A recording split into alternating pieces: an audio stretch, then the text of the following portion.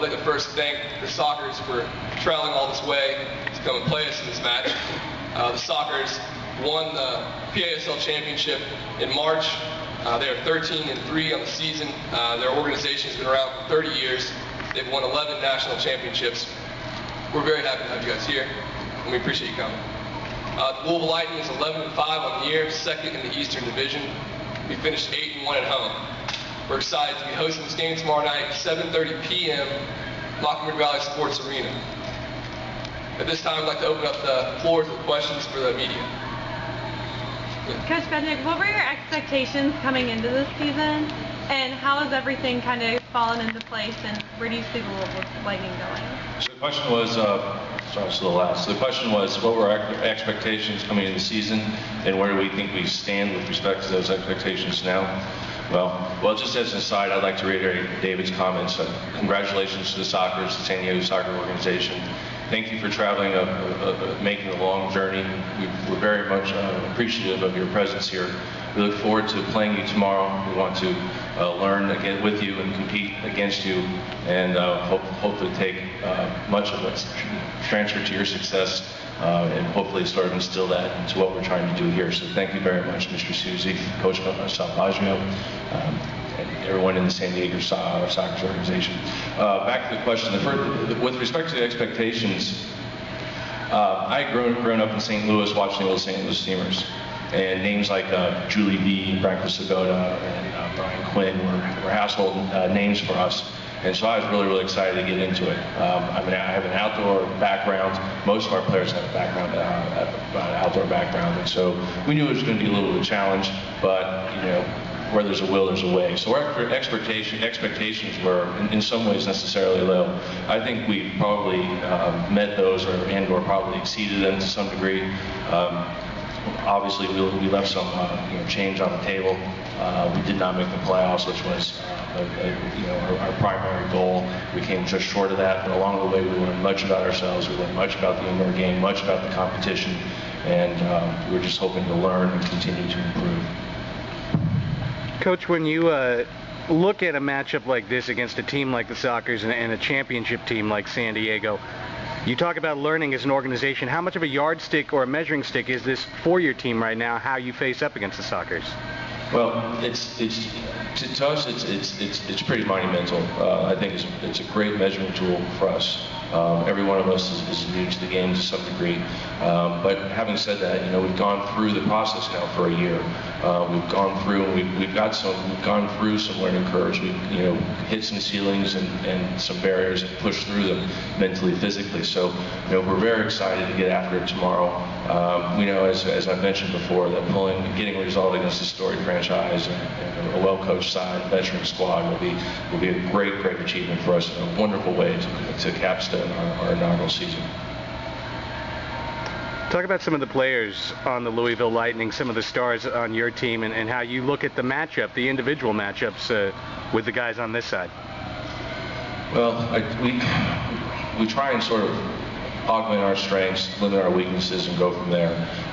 Some of our stronger performers this season have been Stefan Kovacevic, who finished second overall in total points. I believe he had 28 goals. He's a great possession player. We know that he's sort of one of our go-to guys. He's got enough experience. He's got world experience, international experience, as do several of San Diego Soccer players. I think Cloutier, I think maybe perhaps played in Hamburg. So he instantly comes to mind as someone that we would look to in terms of experience. We've also got, in the back, we've got some very strong defenders who've really caught on, really developed into strong man markers. Up top, we've got some guys who started to blossom and playing with their back to goal. It's probably one of the most difficult positions in the game. And so when we look to how we're going to match up against San Diego, we've got Mr. Bowers in the back. We've got Mr. Luna and Mr. Suzy. Where are you going to get after? Why stop looking at them? So we're going to play our game. We're going to stick to our strengths, try and limit our weaknesses. We're going to take our knocks when we come. Hopefully we'll be able to take opportunities if and when they present themselves and go from there. So that's how we sort of tend to look at things. How have you used the 6-week off time to prepared the team for this game? This is the 6-week downtime. That's right. We've been off. Our last regular season match was February the 28th, which gave us some time. We weren't exactly certain when this match was to be scheduled, so in some ways it was positive. The positive was that we allowed ourselves to get healthy, get fit. We had some nagging injuries. A lot of our guys have never played in the season longer than maybe 3-4 months, so I think everyone understands what I mean when you say that you're trying to go play for two times the length of the normal season that you're used to. You're going to go push through some physical and mental barriers. We've done that. I think we've gotten fit, gotten over some injuries, and we've continued to sort of progress again and build so that we sort of hit on all 4 cylinders. We also had David was fortunate enough to arrange an exhibition match last Friday, if you will, sort of pick up scrimmage with Cincinnati, very strong team, and so it was a good measuring stick. It allowed us to sort of continue our momentum as we build towards tomorrow's match. How did what go?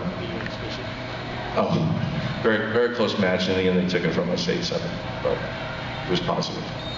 Coach Salvaggio, could you talk about the layoff for the San Diego Sockers since the PASL-Pro North American Championships, and what challenges you guys face coming into Louisville for this U.S. Open Cup final?